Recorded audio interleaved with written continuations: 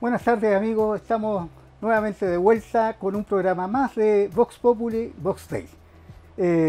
18 de enero del 2023. Hoy día a las 8 de la mañana estaba citado el Consejo de Ministros para discutir la evaluación de impacto ambiental del proyecto de Dominga, del puerto de Dominga. Lo cierto está en que el proyecto definitivamente, el Consejo compuesto por 6 ministros fue rechazado, ¿ya? Y fue rechazado con la alegría de algunos, ¿ya? Y la reprobación de otros. Es un proyecto bastante discutido porque más allá de los intereses que uno tenga, tenemos que reconocer de que aquí hay una vulneración seria de lo que es la institucionalidad. A mí me gustaría que las evaluaciones de impacto ambiental fueran eminentemente técnicas y no políticas. Hoy día la política se ha volcado a favor de los ambientalistas, pero mañana quizás no sea así, como en el pasado no ha sido así. Y esa es la verdad de las cosas. Recordando algunas cosas de Dominga, me voy a la fecha de diciembre del 2021, en el cierre de campaña del actual presidente Boric, ¿ya? Él y su ministra señalaron a viva voz frente a decenas de miles de personas, no a Dominga, y cumplieron. Bueno, también señalaron no al TPP-11 y ahí no cumplieron. El TPP-11 es infinitamente más grave de lo que puede significar la aprobación de Dominga, y afortunadamente hoy día la legalidad de haber suscrito ese tratado está siendo cuestionada por la institucionalidad vigente y esperemos que eso avance. De ello nos vamos a referir más adelante. Ahora, otro caso antecedente importante del tema Dominga, y que no tiene que ver con lo técnico, pero sí tiene que ver también con lo político, es el hecho de que el negocio de la minera Dominga está muy vinculado al expresidente Piñera. Les recuerdo que Piñera y la familia Delano cerraron el acuerdo por Dominga el 3 del 10 del 21, ¿ya? Esto salió en los Pandora Papers, ¿ya? Donde quedó establecido de que hicieron el negocio en las Islas Vírgenes, y un informe reservado del Servicio de Impuestos Internos que sale posteriormente, en el año 22, el 14 de marzo del 2022, este informe reservado de Impuestos Internos indesmentible dice que, contrario a lo que declaraba el expresidente Piñera, dice que las platas negociadas en las Islas Vírgenes, cuando fueron repartidas acá en Chile, no pagaron impuestos. Bueno, algunos antecedentes interesantes de lo que hoy día se ha resuelto y que es histórico. Hoy día, amigos, estamos con Priscila Hernández Cosio, de la Aurora de Chile, una connotada dirigente de la aguerrida población Aurora de Chile. Priscila, un gusto tenerte acá. Iván, un gusto. Gracias por invitarme. Priscila, la Aurora de Chile es una población que ha estado en el ojo del huracán desde hace bastante tiempo por la construcción del puente Bicentenario, Chacabuco, tiene varios nombres. Se le ha querido dar varios nombres. Un puente que ahí todavía está inconcluso. ¿En qué está aquella situación respecto de lo que ustedes están viviendo ahí? A ver, yo quisiera primero hacer un pequeño resumen o un pequeño historia de lo que es la población Aurora de Chile, para que sepan la gente que no nos conoce. La población Aurora de Chile nació en el año 1892. A la fecha tenemos 130 años de historia a orillas del Biobío. Siempre fuimos el patio trasero de la ciudad de Concepción. En nuestra comunidad nació el Club Huracán, el Rey de Copas, en 1939. Tenemos un colegio muy emblemático que tiene 70 años ya en nuestra población, que es el de las Madres Dominicas, haciendo buenas personas a muchos niños que han salido de allí. Y como también la famosa fábrica de paños Biobío, que cerró el 2012. Así nace la historia de la población Aurora de Chile. O sea, nosotros no para mucha gente que muchas veces dice que somos una toma o que somos gente que estamos reclamando algo que no nos corresponde. Nuestros abuelos, nuestros padres llegaron hace más de 100 años, en algunos casos. Tenemos en la historia que hemos recopilado una persona que tiene casi 90 años y es la nieta de un colono, de una de las primeras personas que llegó allí. Tenemos más de 5 escrituras que avalan toda esta historia que nosotros hemos ido recopilando a través de todo este tiempo, desde el momento en que hicimos una nueva directiva en la población Ororé de Chile. Yo soy de la directiva del año 2014. Empecé como secretaria y después el 2015 asumí el rol como la presidenta hasta el día de hoy. He sido reelecta 3 veces y el rol nuestro, aparte de todo esto de la lucha histórica que llevamos, es también visibilizar y poner en evidencia todo el tema de la historia de la población, el tema histórico y nuestra identidad como aurorinos, porque así nos sentimos. El hecho de que es una población que fue hecha con escombros de los terremotos del 39, del 60, de gente que llegó del sur de Chile, mucha gente del sur de Chile, de familias que fueron colonizando, que se casaron un vecino con una vecina, y al final toda la población somos vecinos que nos conocemos de muchos años, estudiamos juntos, jugamos juntos, y muchos de ellos se han casado vecinos con vecinos. Entonces la identidad que hay es más rica, se siente un poco más.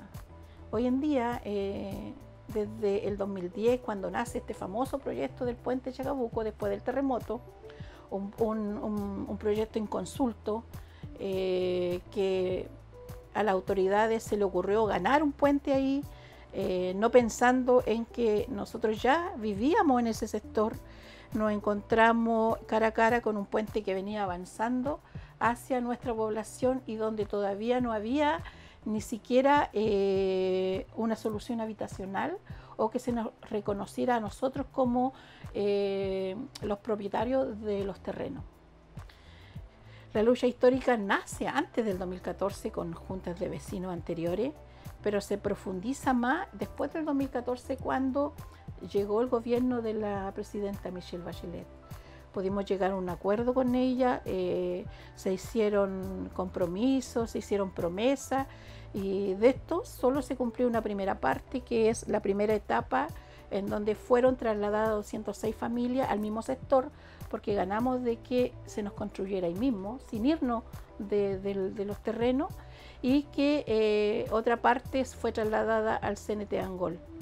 Hoy en día supuestamente era un proyecto en 2 etapas, la A y la B. La primera etapa ya está construida y la B tenía que ser un proyecto de continuidad para nosotros, que empezaría después del 2018, pero después que terminó el gobierno de la Michelle Bachelet, asumió nuevamente un gobierno de derecha y nos vimos durante 4 años en puras conversaciones sin ningún avance y en donde no está cumplida nada de lo que se nos prometió en el gobierno de la Michelle Bachelet, que era un proyecto emblemático, se decía por las noticias, un proyecto que venía a cumplir muchos roles, aparte de alrededor de la población, que venía haciendo el puente Chacabuco, el paso nivel Esmeralda, que es algo súper importante que ya debería haber estado en construcción, y la carretera o el parque Aurora, que era por la orilla de la carretera.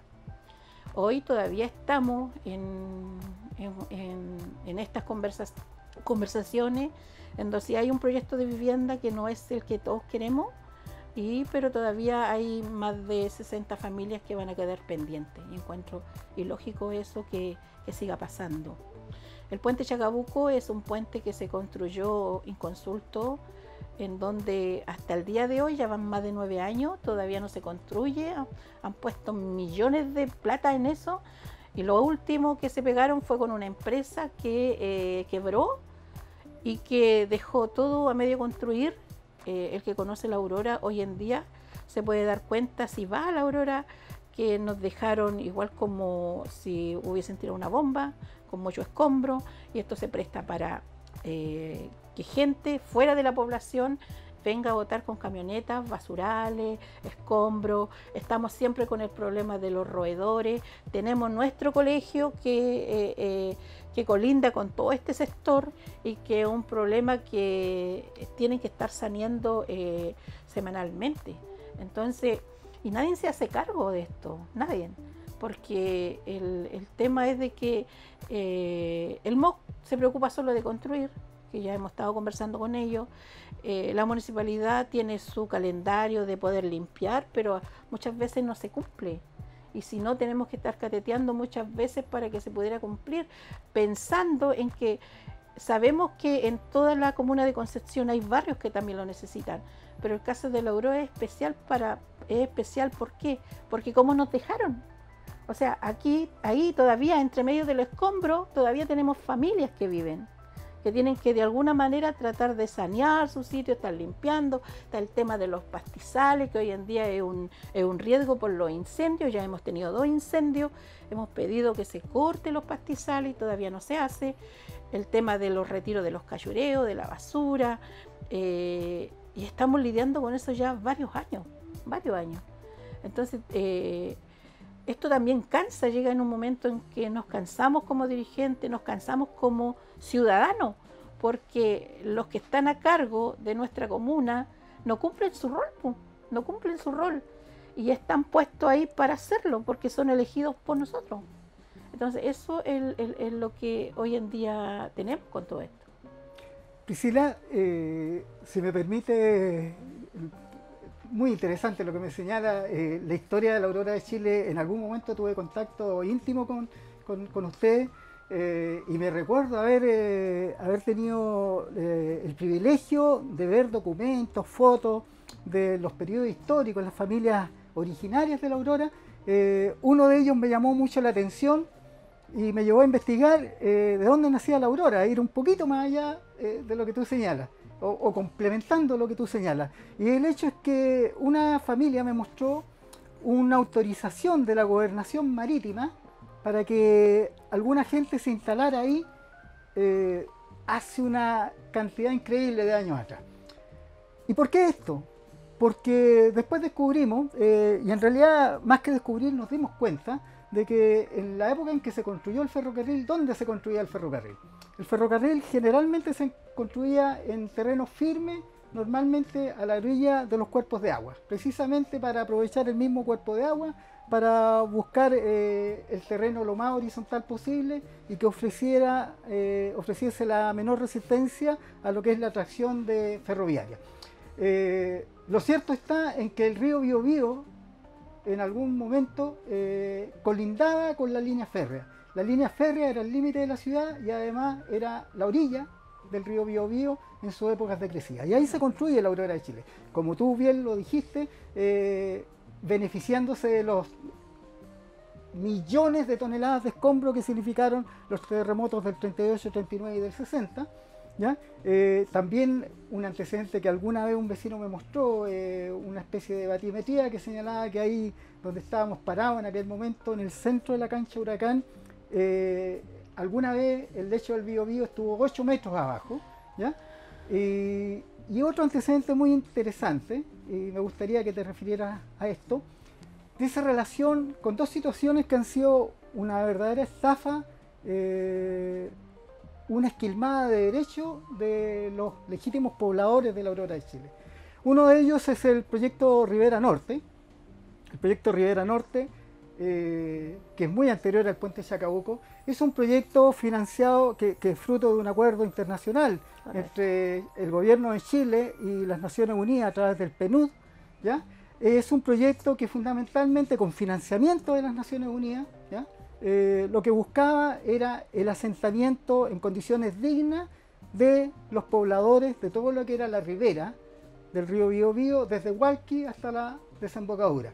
Dividía este sector en varias zonas, ¿ya? Y cada zona se dividía a su vez en subzonas. Pero lo cierto está en que este proyecto reconocía el legítimo derecho de los pobladores ahí asentados en aquel momento a que fueran establecidos en condiciones dignas, ¿ya? en el mismo lugar donde estaban habitando. Y esto fue dejado de lado en algún momento por los gobiernos del Estado de Chile, fundamentalmente los gobiernos de la Concertación. Lo otro es que en algún momento, al final del gobierno del general Pinochet, en una visita al terreno, y apersonándose en el lugar y conociendo la historia, y con todos los antecedentes a la vista, el general Pinochet, como presidente de la República de Chile en aquel momento, guste o no guste, eso es lo que era, él reconoce en nombre del Estado el legítimo derecho de los pobladores de la Aurora de Chile a estar ahí. Reconoce que no son una toma, reconoce que son colonizadores, porque ellos rellenaron el río, ellos hicieron el terreno donde construyeron sus casas, porque ese terreno no existía, ¿ya?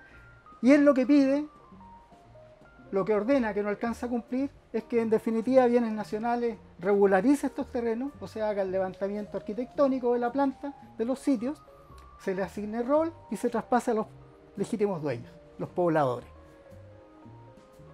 Quien se encarga de esquilmar esto fue el primer gobierno de la Concertación, que en definitiva ustedes hacen el levantamiento porque la Concertación dice que no tiene plata para pagar un arquitecto, ¿ya? Y cuando estos antecedentes se le entregan a Bienes Nacionales comete el verdadero robo de inscribir estas propiedades, estos nuevos títulos de dominio, dejando como dueño al serbio. Y ahí empiezan los problemas.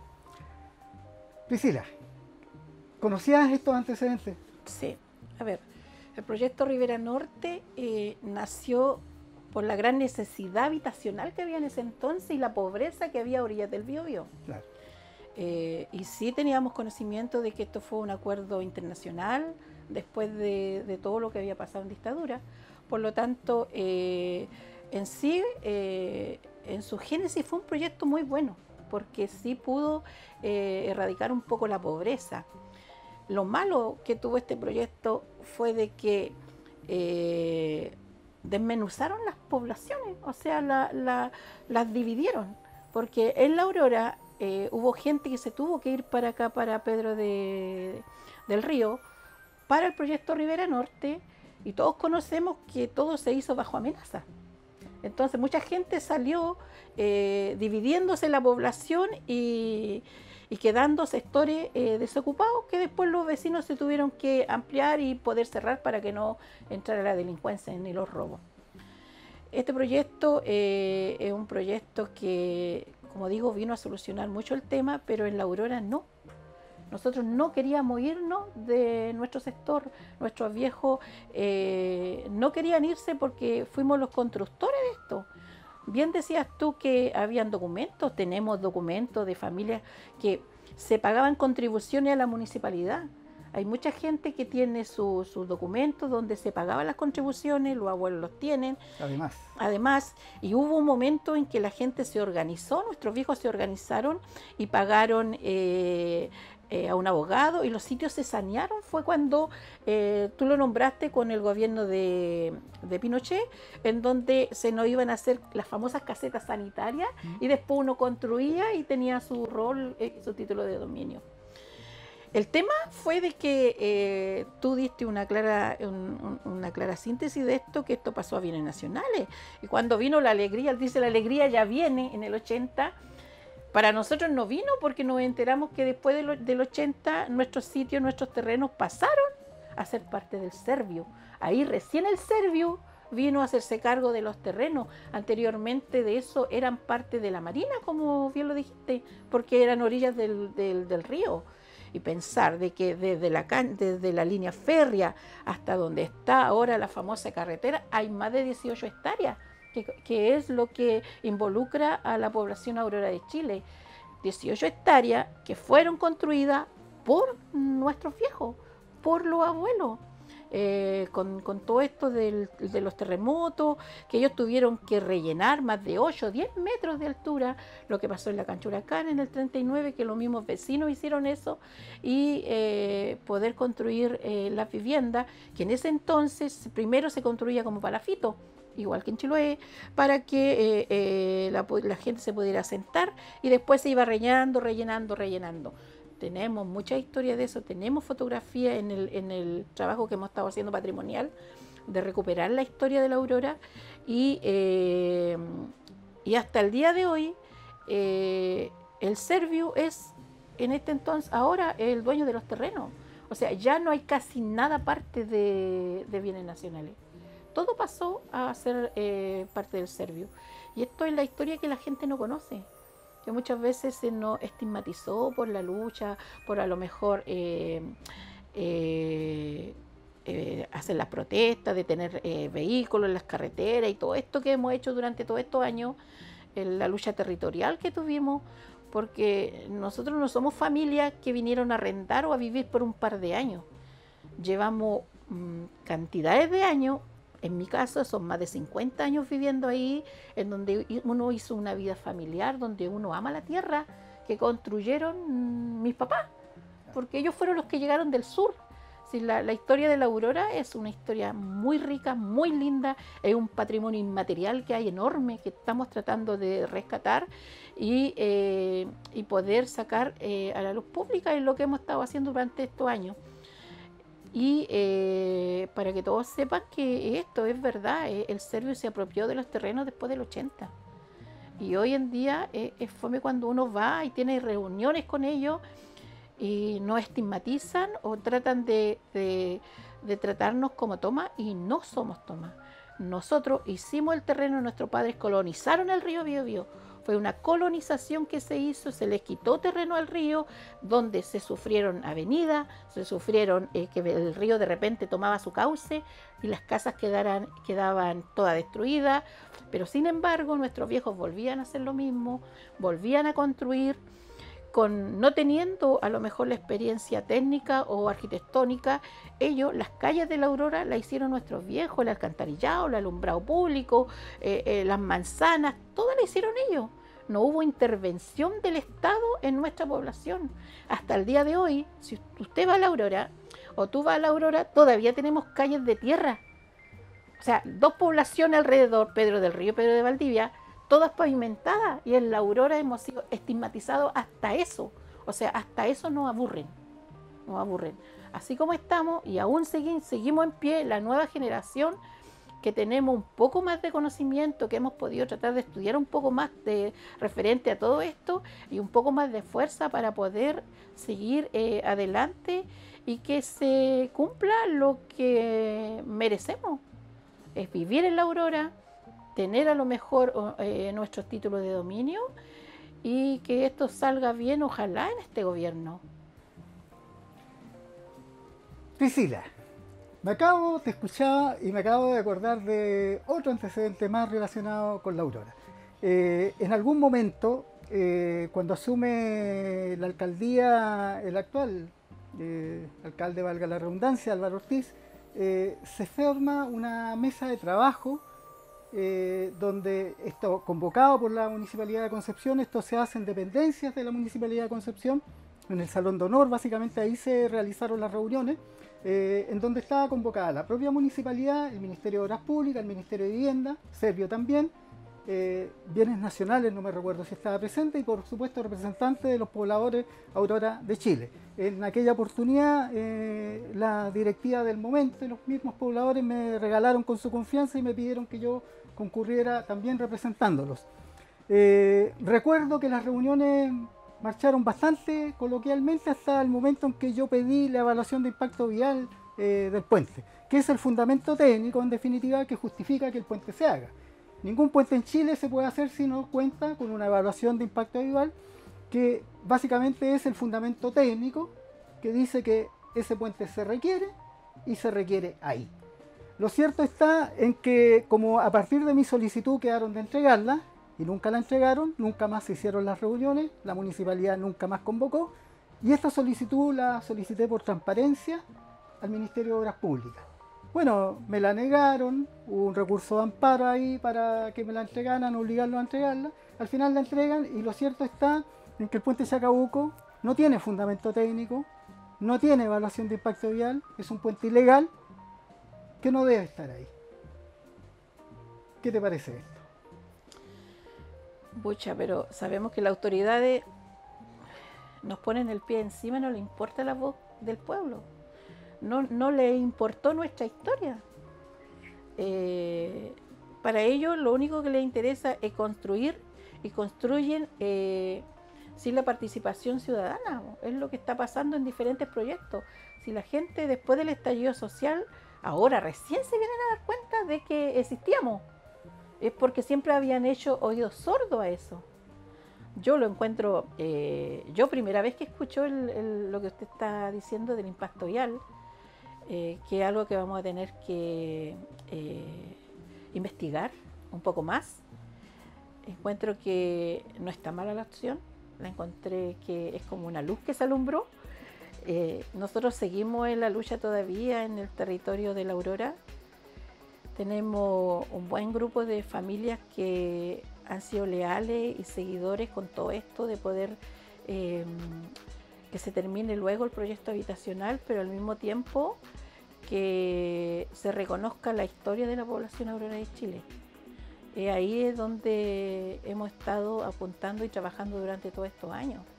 Desde el 2014 como directiva tratamos de abrir las puertas de La Aurora y hemos trabajado ya sea con profesionales, con las universidades hasta el día de hoy, para que aprender, para investigar, tener más herramientas con respecto a todo esto y poder sacar algo más a la luz referente a la población aurora de Chile.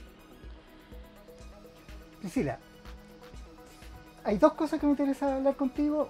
En realidad me interesa hablar, cerrar esta entrevista con una cosa que dice relación ahora con tu persona, pero antes de eso quiero hacerte una pregunta. Dime simplemente un sí o un no, a la luz de los antecedentes que te acabo de entregar, y entendiendo que el puente es ilegal.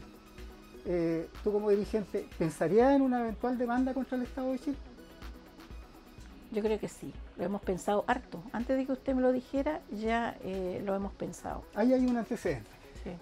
Bueno, lo otro, y esto dice relación contigo, como dirigente. Tú lo señalaste y creo que me abriste la puerta a la pregunta. Tú has tenido 4 capacitaciones, diplomados en diferentes universidades, una sobre líderes comunitarios, ¿ya?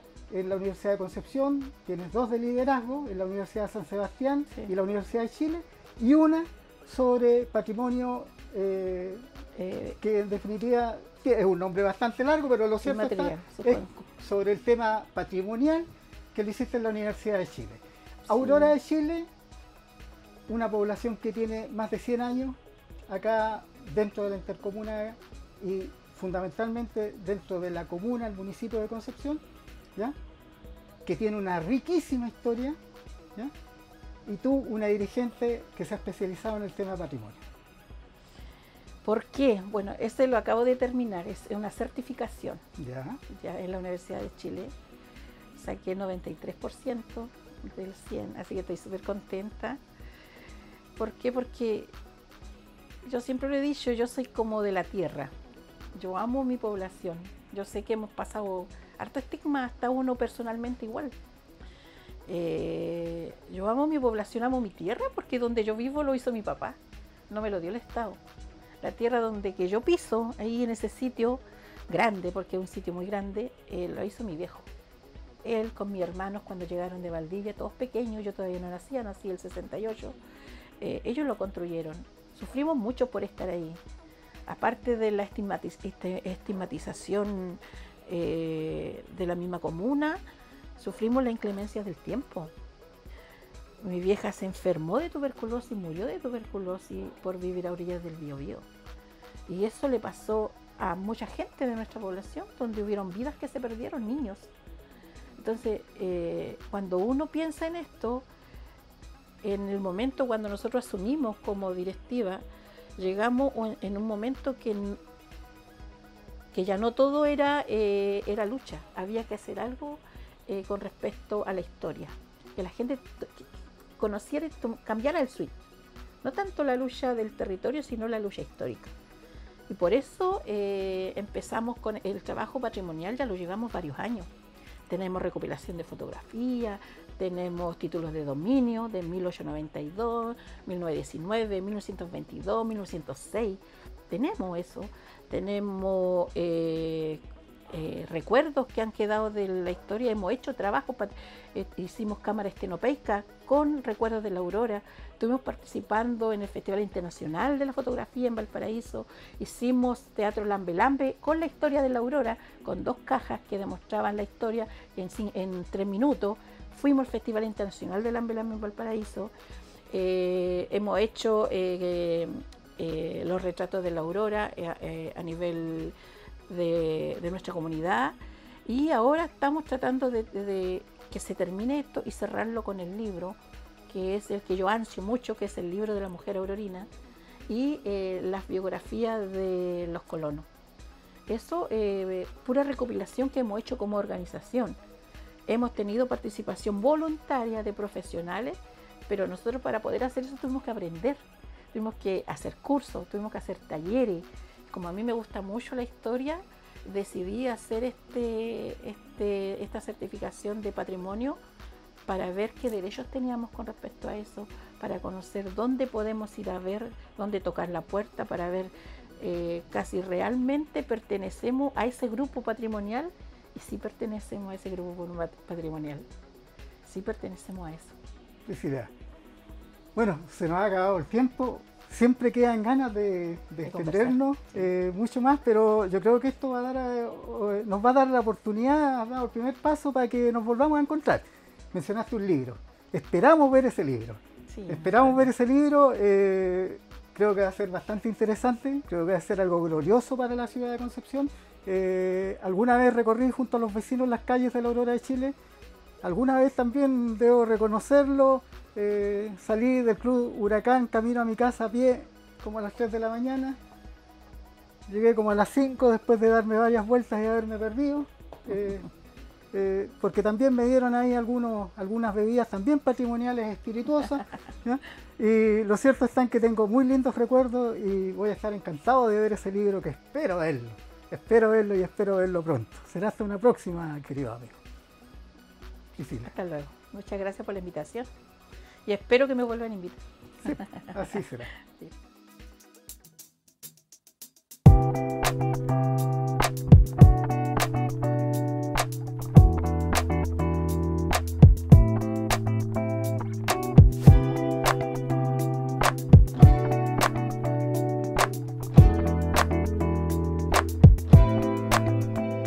¿Qué tal, amigos? Retomando un nuevo capítulo de Vox Populi Vox Day, este miércoles 18 de febrero del 2023, partiendo recién el año.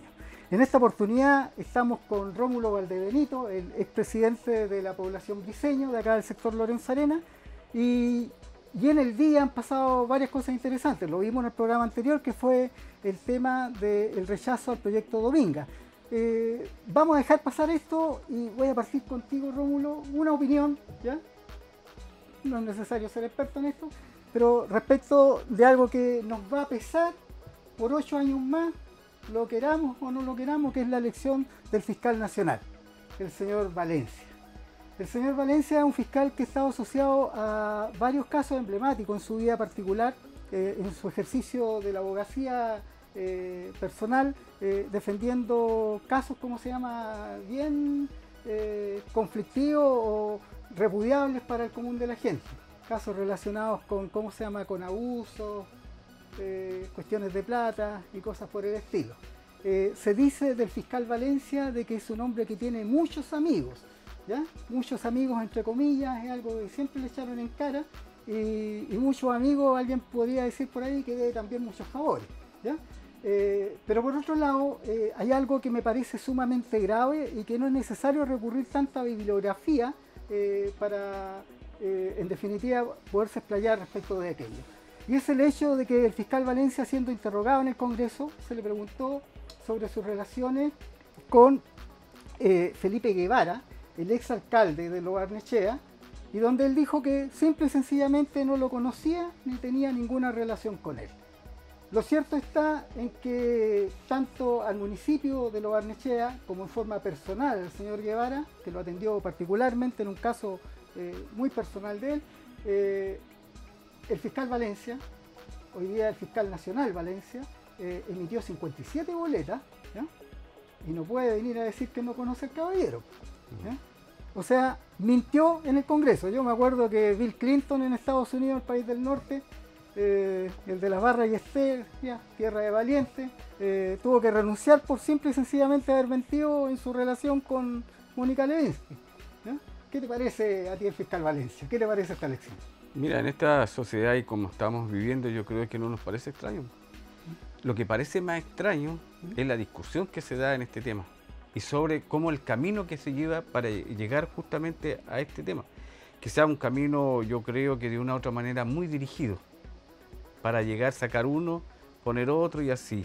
Y esto de una u otra manera una responsabilidad obviamente del Senado y también obviamente del gobierno en el tema de no haberse puesto los pantalones firmes para haber defendido su propia tesis desde el punto de lo que quiere a futuro por el tema de la Fiscalía Nacional. Entonces, de una u otra manera, y lo peor de esto es la desinformación propia de nosotros como chilenos, porque eso es como decir, en la práctica decir, no nos interesa, a nosotros nos interesa el individualismo y el tema, y por lo tanto ahí estaba. Entonces este es un gran problema de la información, de los conocimientos que debiera tener el chileno medio, o todos los chilenos, para saber justamente que su problema comienza desde arriba hacia abajo y de abajo hacia arriba. La solución, me refiero.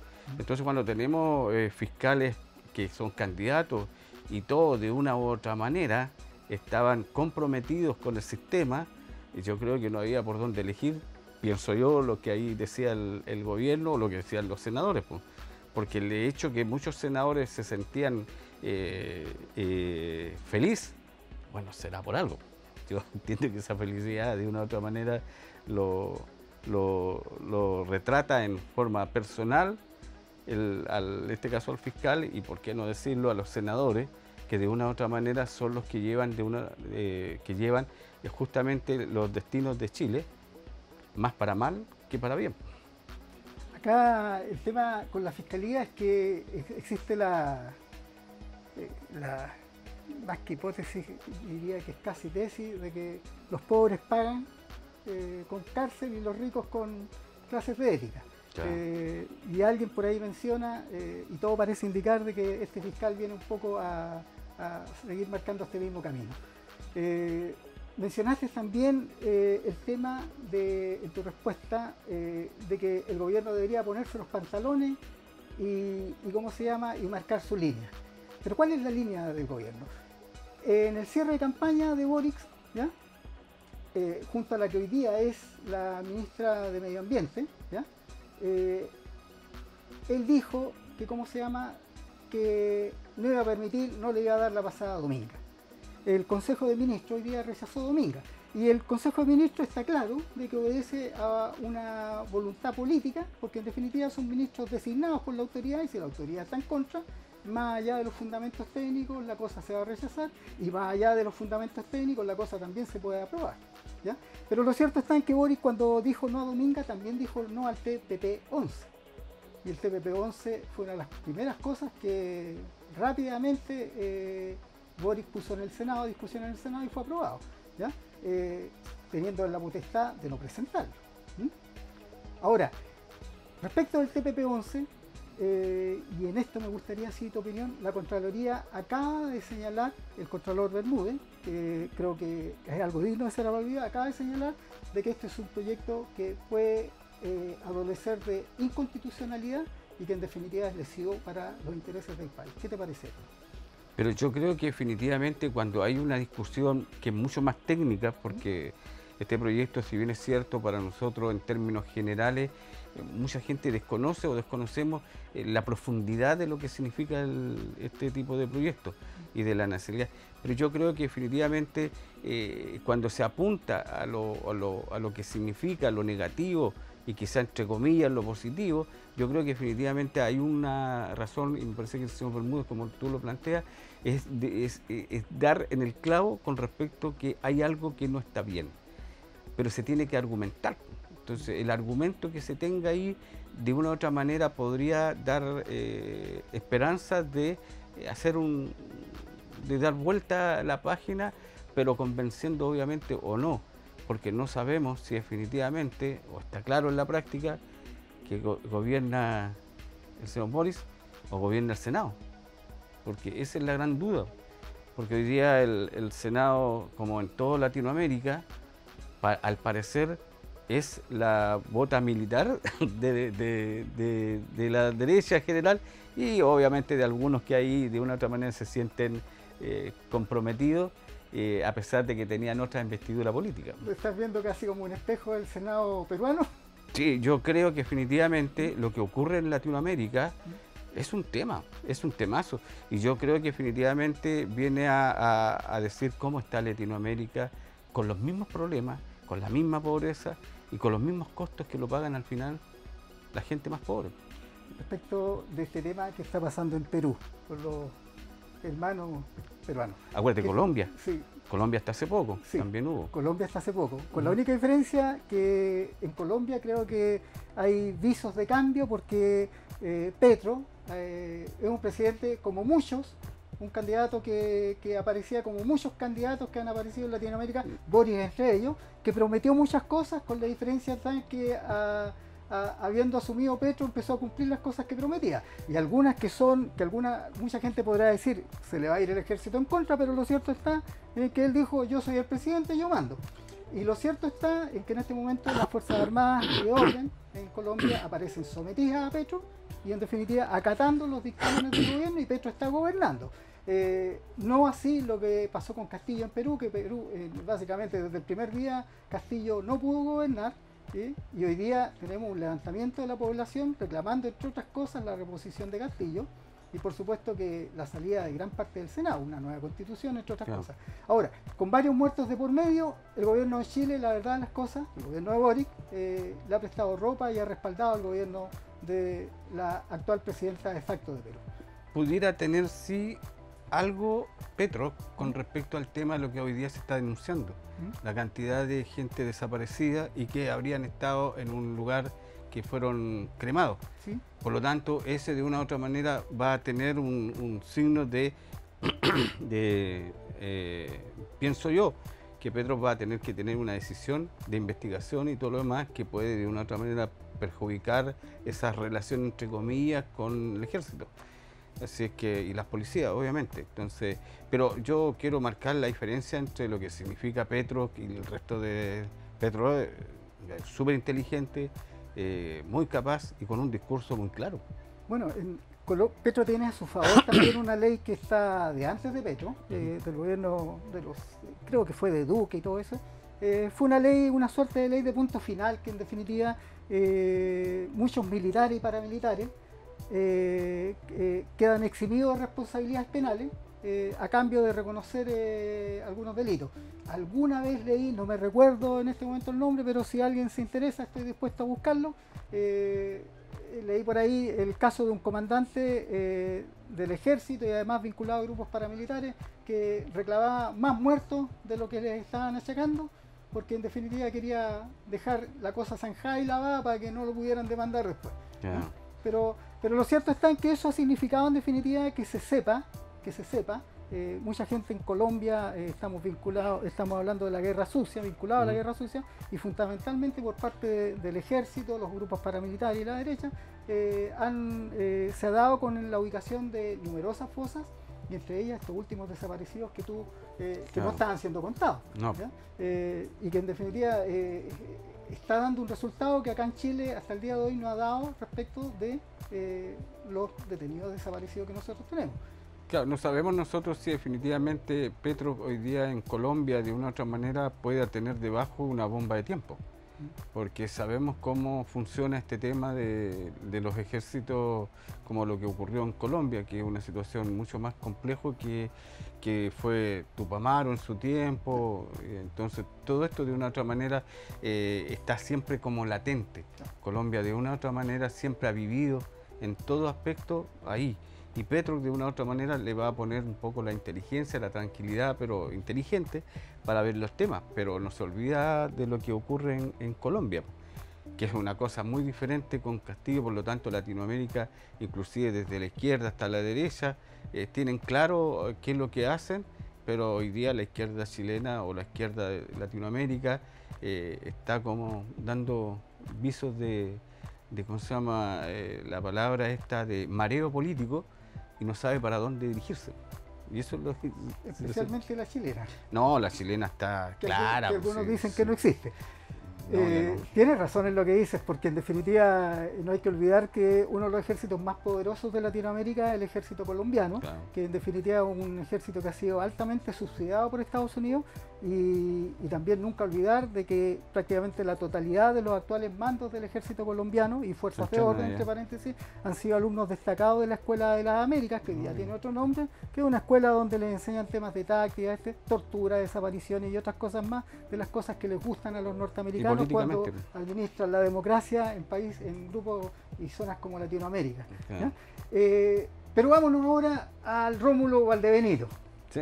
que yo sé que es tan interesante como lo que hemos hablado, y puntualmente respecto de lo que es el territorio, inclusive quizás más. Tú eres dirigente más o menos desde el año 90. Sí. Fuiste casi uno de los que formó la población de la que fuiste dirigente. Sí. Estuviste también en el tema de impulsando la recuperación de este edificio que es histórico, que es el CPC de acá de Lorenzo Arena. Estuviste también pataleando por la recuperación de la Laguna Redonda, de la Costanera, ¿ya? Y otros sectores más, ¿ya? De acá del lugar. También fuiste fundador de la Asociación de Juntas de Vecinos de acá del sector. La agrupación de juntas de vecinos. Agrupación de Juntas de Vecinos, que Sí. a su vez se sumó después al conglomerado mayor. Respecto de la recuperación de los espacios públicos, ¿ya? La Laguna Redonda, la Costanera, tú propusiste por ahí en el tema de la Costanera puntualmente al final de acá de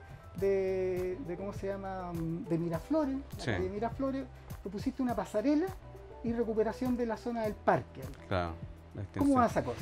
Eso, gracias a Dios, creo que definitivamente hubo un entendimiento con la autoridad en ese entonces, hace 4 o 5 años atrás. Pero yo no puedo dejar pasar de que ha sido un grupo de dirigentes sociales que de una u otra manera han estado en Lorenzo Arena, algunos ya no están ya prácticamente, pero ha sido un grupo que en ese tiempo, cuando formamos la agrupación de Junta de Vecinos, tenía claro hacia dónde apuntaba y qué es lo que queríamos nosotros, no solamente como población, sino como sector, porque ese era el tema, porque en una población te puede afectar, pero tú caminas por otras lagunas, o sea, por otras juntas de vecinos, por así decirlo, territorialmente, te afecta igual el tema. Entonces nosotros con todos los dirigentes que ahí formamos esta agrupación, la hicimos discutiendo los temas y creo que hubo un boom en un momento determinado con todas las necesidades.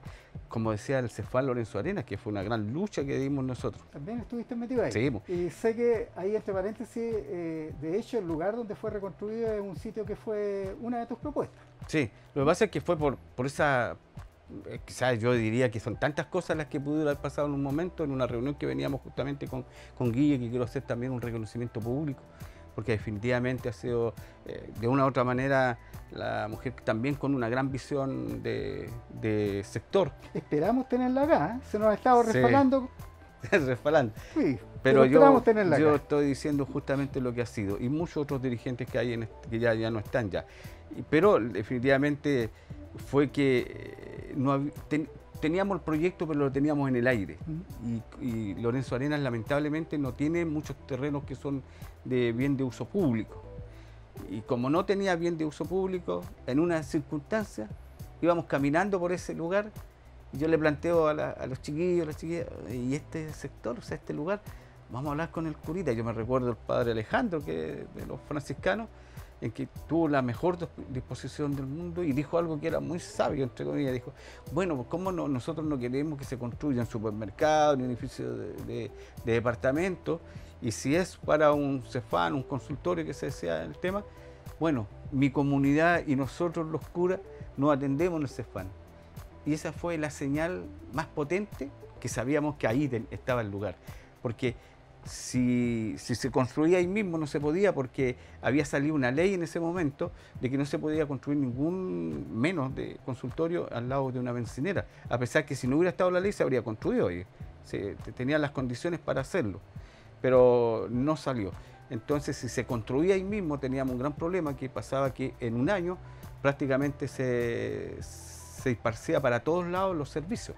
que generaban un problema y que nosotros lo supimos por un ejemplo que había en Santiago, que la gente ya no daba más por un año, por estar aquí, por allá, por acá, entonces, pero se dio el tema y logramos justamente que mientras se terminaba de construir el consultorio, se podía el otro nuevo poner la silla y todo lo demás.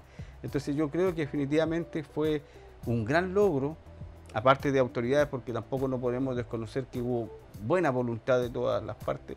Entonces, pero sí hubo un trabajo muy discutido y quizás de muchas propuestas de parte de los dirigentes, y nosotros llevamos, porque esa era la madre del cordero. Si no tenías terreno, podías tener toda la vida un lugar. Nosotros habíamos propuesto, había dos propuestas, que era al lado de Lucero, que era un terreno que se tenía que comprar, o en su efecto acá al lado del patinódromo, que también había si se daba ahí se podía hacer un trueque y ver la posibilidad. Pero teníamos un gran problema también, porque la gente que vivía en este lugar de 21 de mayo hacia la costanera, el espacio, o sea, el recorrido era bastante enorme, y viceversa, si lo ocurría acá. Y ahí apareció esta idea, y creo que eso fue, como decía yo, por así decirlo, más chilenismo, la madre del cordero, que permitió que se construyera en ese lugar, y nosotros logramos hablar con el abogado encargado que representaba a los curas franciscanos allá en San Francisco Mostazal, y logramos llegar a un acuerdo, un tema por económico y todo lo demás. O sea, al final estuvimos dentro de todo, pero logramos tener algo. Por lo tanto, más allá, fuimos parte también del proceso y lo hacemos con gran orgullo. Lo único que siempre yo he sentido eso, de que debió haber estado con una fotografía de lo antiguo a lo nuevo. Cosa de que con esa fotografía, con ese edificio, el nuevo y antiguo, te ahorras 1000 palabras. Entonces, y logramos hacerlo el tema. Yo diría, mucha gente decía, pero si construimos un nuevo Cefam y tenemos los mismos problemas, claro, pero esa es otra cosa. Claro. De harina de otro costal. Tú estuviste también, y a propósito de la situación, digamos, que se está viendo en el tema de los riegos, estuviste también involucrado en el tema de la adquisición de un nuevo equipo, una nueva bomba para la 10ª compañía que está acá en el sector. La compañía de bomberos. Los bomberos siempre es una institución que está requiriendo ayuda, y también estuviste tú ahí como una cabeza bien señalada, y esto es un suquito que me llega de varios lados. ¿Cómo fue esa historia? Sí, no, lo que pasa es que una vez hubo un incendio ahí en Parque Miraflores, en la población, al llegar al lado de la costanera, por Miraflores. Y resulta que llegaron los carros bombas, pero no llegó la 10ª. Entonces dijimos, ¿por qué no llegó? Pero obviamente no por criticar. Claro. Fuimos a conversar con ellos, y ellos llegaron a la mitad del camino, porque el carro bomba que tenía en ese momento tenía muchos problemas internos. Y ahí comenzamos a lograr el tema hasta que logramos, justamente por una decisión desde el punto de vista de las autoridades, justamente considerar el tema del carro bomba, que en ese tiempo le decían la joyita a los propios bomberos. Y sentíamos nosotros la necesidad de poder haber dicho eso, que no solamente por la necesidad que tenían los bomberos, sino también la necesidad de urgencia que requería el sector, el tema, porque si bien es cierto llegar los otros, pero aquí estaba más cerca. Entonces, muchas veces decía la gente, oye, no había una especie de información o sensibilidad para tocar este tema, y nosotros lo logramos hacer, pues. Y dentro de eso también, en el fondo igual, hoy día a lo mejor necesita también, por lo tanto ya es un llamado a las otras juntas de vecinos hoy día, es actualizar el tema, y se tiene que hacer con la experiencia que logramos nosotros, siempre con discusiones, mira, hagamos acá, hagámoslo hasta acá, y en fin, todo lo demás, y también hacer el llamado a las propias autoridades que cuando tenemos un sector que que ha crecido enormemente, obviamente se necesita, yo sé que en todos lados, pero se necesita una organización que sea potente, que definitivamente responda a las expectativas del sector, no solamente como juntas de vecinos, territorialmente como juntas de vecinos, sino como sector. Y nosotros inclusive te voy a decirte yo que una de las cosas, quizás a lo mejor lo tienes ahí, pero quiero adelantarme un poco a ese tema, fue lo que pasó con la pasarela.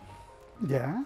La pasarela que tú ves ahora en Laguna Redonda, es una pasarela que una vez con Guillermina, yo me enteré del atropello de una mamá con su hija de 10 años. Nos impactó demasiado.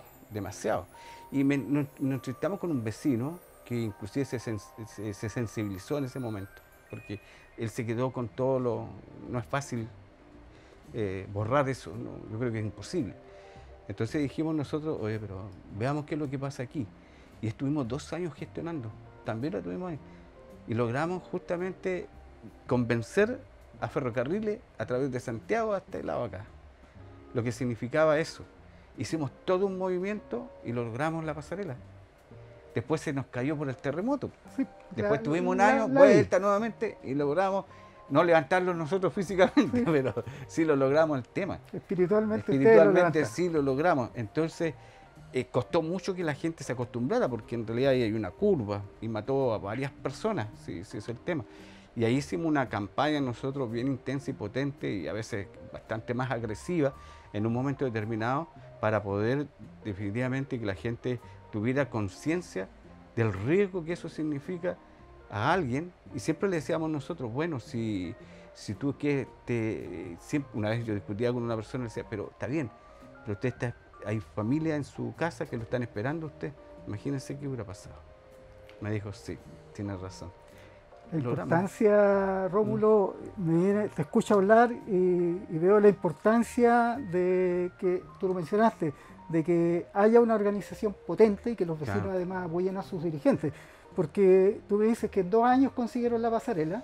Me recuerdo la pasarela peatonal del Cerro La Pólvora, en la autopista Concepción-Talcahuano. Esa fue una pasarela que se estuvo decenas de años pidiéndola. Ahí hubo decenas de muertos.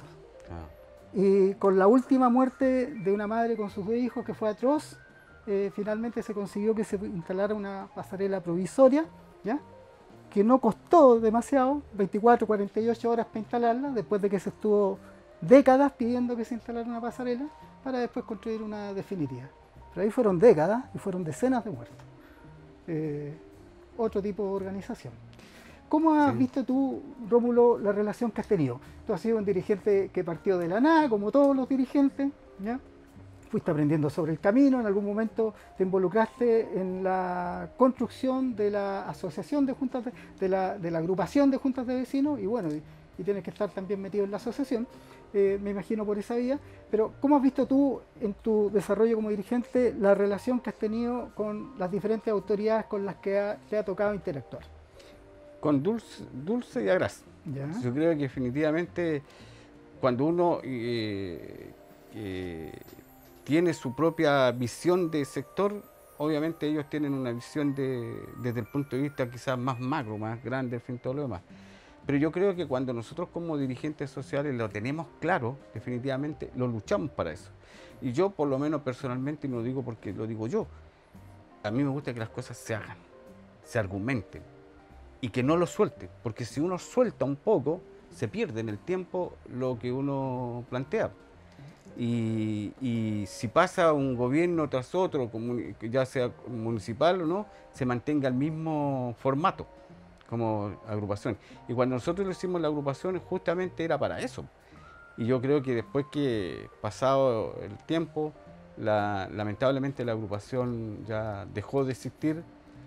Hoy día hay visos de querer hacerse, pero para hacerse, pero nosotros nunca vimos como una especie de antagonismo con la autoridad. Nosotros teníamos el argumento nomás, el argumento nuestro. Por lo tanto, ese argumento de una u otra manera, si también tuvimos el tema de 21 de mayo. 21 de mayo, y fíjate que yo estuve en el tema de dos proyectos grandes que fueron de ciudad, inclusive de la intercomuna, que fue 21 de mayo y Pras, cuando se hizo el tren que pasaba por... Ahí había una toma también. Claro, había grande ahí todo el tema, y tú sabes que el tren pasaba detenía todo el tráfico tanto de la ciudad para ambos lados. Claro. Y ahí logramos, y fíjate que algo que no se cambia así que es la historia, y es un sino que los proyectos se mencionan por la prensa. O sea, nos enteramos por la prensa. Es un asunto, porque yo estoy hablando de 1995, cuando se ocurrió eso, y ahora el 2005, es la misma táctica y con gobiernos distintos. Y tienes que llegar a la lucha para dar justamente el tema. Pero sabes que nosotros le dijimos a las propias autoridades que para nosotros veníamos en forma responsable a sumarnos pero también con nuestro argumento. O sea, nosotros no queríamos de una otra manera, no, es que no sea, no, queremos con estos argumentos. También lo entendíamos técnicamente, porque muchas veces uno quisiera construir sin ser ingeniero de tránsito o cualquier cosa, creerlo, pero definitivamente después cuando tú conversas los temas, siempre yo he dicho, claro, ellos sí tenían razón. Y el caso de Miraflores, porque resulta que tú, en ese tiempo, Miraflores doblaban la gente, los vehículos, y había un semáforo, por lo tanto ahí estaba. Yo siempre decía, bueno, ellos tenían razón. Y hoy día sacan el semáforo, lo dejan más allá y se expende para el otro lado, por lo tanto tenían una razón técnica. Entonces, nosotros no imponíamos, ni tampoco ellos imponían. Nosotros, el mensaje nuestro era trabajar en su conjunto, porque esa es un poco la idea, pero sin nosotros abandonar nuestros principios, que creíamos que lo que vivíamos siempre, nosotros permanente, cuál es el problema, lo teníamos que ver. Y hoy día ha ido avanzando. Yo creo que el gran proyecto de la agrupación fueron casi 3 emblemáticos, que hoy día uno ya se construyó, que es el Parque Laguna Redonda, donde yo te mandé un oficio, donde que muchos podrán decir, no, las palabras, ¿no? Nosotros lo dejamos testimonio por escrito ahí. Era la recuperación del Cerro Chepe, justamente, y lo último que ya se trabaja ahora el 24, hay una segunda reunión, por lo que nosotros decíamos siempre y luchábamos por la recuperación de Costanera desde Cerro Chepe hasta Juan Pablo II, donde nosotros decíamos, inclusive nosotros decíamos, de Cerro Chepe hacia Pedro del Río y todo lo demás, nosotros estábamos súper contentos, porque de una u otra manera hay un avance, un desarrollo, pero creo que todos los gobiernos de turno, desde esa época, se olvidaron de esa parte. Y conversamos nosotros en ese tiempo con el señor Abudó del tema, y logramos llegar a un acuerdo. Una vez yo lo llevé ahí a la Costanera y le dije, mire, todo esto ha sido abandonado. Han pasado todos los gobiernos y nunca han dado. Y por lo demás tiene la visión mucho más, si uno mira de la intercomuna, era una necesidad. Entonces, lo entendió y creo que definitivamente, yo quiero decirlo públicamente, que fue el único, que de una u otra manera entendió el problema y le dio. Por eso que le dije yo una vez, si usted para ser recordado tiene que construir, no tiene que reparar, construya. ¿Va a haber recuperación del Cerro Chepe entonces? Sí, yo creo que definitivamente han habido varias cosas del tema, nosotros que es súper importante. El Cerro Chepe, para mí, desde el punto de vista, es uno de los cerros que tiene claramente identificados los 4 puntos cardinales. ¿Sí? Y es hermosísimo. Yo creo que mucha gente no lo conoce. Tiene una vista espectacular. No, espectacular. Eso está fuera de serie. Sí. Hoy día se está construyendo, está avanzando el nuevo túnel, que va a traer una nueva solución de los trenes. Bueno, tú sabes, sí. Han habido protestas históricas de los camioneros, ha habido un detrimento de la red ferroviaria en este país, contrario a toda la corriente de uso del ferrocarril que se estaba dando en otras partes del mundo, pero hoy día parece que está despertando un poco este tema y ya se está reconociendo la necesidad de reponer las redes ferroviarias, de reponer el uso del tránsito, sobre todo lo que es la carga pesada, y bueno, se está construyendo un nuevo puente, se está haciendo una nueva obra de canalización de túnel en el Cerro Chepe, y ojalá que esto venga asociado al tema de la recuperación del cerro mismo, porque el cerro es espectacular, o sea, eso, tú eres de acá de la zona, yo he venido como visita nomás, las vistas son preciosas, es un excelente ejercicio subirlo, y en definitiva, además que ahí hay algunas cuestiones que son patrimoniales y que están abandonadas. Claro, nosotros lo conversaba hoy día, me encontré con un dirigente de la Juan Pablo II, y definitivamente ya estamos conversando en este tema para poder juntarnos y darle, potenciar el tema, aprovechando justamente, entre comillas, lo que significa el proyecto de la recuperación del Cerro Chepe desde el punto de vista de trenes, ¿cómo se llama? Trenes, ¿cómo se llama esta palabra? De carga. De carga. Yo creo que definitivamente estas grandes empresas y el gobierno deben mirar hacia arriba. Vale decir, de que pasa el tren, pero también es bueno mirarlo hacia arriba en su... Nosotros quisimos invitar bueno, yo creo que lo hicimos una vez, de invitar a don Rodrigo Díaz, porque definitivamente ni siquiera recibe invitación, no necesita invitación. Yo creo que ahí hay algo que definitivamente él debiera estar mirando, apuntando allá. Y no se necesita mucho la intervención económica, porque lo que creo que ese Cerro Chepe es lo que menos necesita una gran intervención. Necesita un respeto pero también la posibilidad de que mucha gente pueda visitarlo con seguridad, con tranquilidad y en todo momento, porque necesita tanta intervención. Hay un tema, y para ir cerrando, porque se nos está acabando el tiempo, te lo menciono. Hay un tema que va a quedar ahí pendiente, que es el viejo puente ferroviario, un puente histórico que fue construido en este país hace más de 100 años. Fue construido sin tener la tecnología de este país, se hizo básicamente a puro esfuerzo ñeque, a pala y picota, como se dice, en la que participaron fundamentalmente los mineros de Lota, ¿ya? Tiene un valor patrimonial espectacular, y por ahí alguien, en uno de los muchos artículos que me ha tocado leer respecto al tema, entre quienes se oponen a que, porque hay mucha gente que pide que vuelvan los trenes, pero tú sabes que hubo una oposición a que se hiciera un nuevo puente, pero lo cierto está, y que se hiciera el túnel, y un montón de cosas más. En el túnel era entendible que no se usaran explosivos, pero está claro que se desistió de usar explosivos desde un principio. Pero respecto al puente que va quedando, ahí alguien relacionado con EFE mencionó la posibilidad de entregar ese puente al uso y patrimonio, uso y disfrute de la comunidad, instalando ahí quién sabe qué. ¿Te imaginas un centro cultural de orilla a orilla? ¿Cómo se vería eso? Por supuesto. ¿Y cómo se vería eso impulsado por los dirigentes de la zona como tú? Claro, nosotros no solamente eso, yo creo que es súper importante lo que tú planteas, porque estas ideas que no son muchas veces, y eso hay que tenerlo claro, que a veces no son ideas que nacen de uno u otro, nace de, por ejemplo, esto mismo lo que tú planteas, uno debe recogerlo. Si yo creo que definitivamente muchas veces uno no mira mucho, ve pero no mira. Exacto. Entonces la idea es eso. Yo siempre he dicho que inclusive nosotros deseamos de que la altura donde está la cima del Cerro Chepe debería tener también un gran anfiteatro, justamente donde lo hace Europa. Si muchas veces que eso es lo que debiéramos nosotros importar, esas ideas donde convive lo moderno con lo antiguo y chocan, pero se entrecruzan.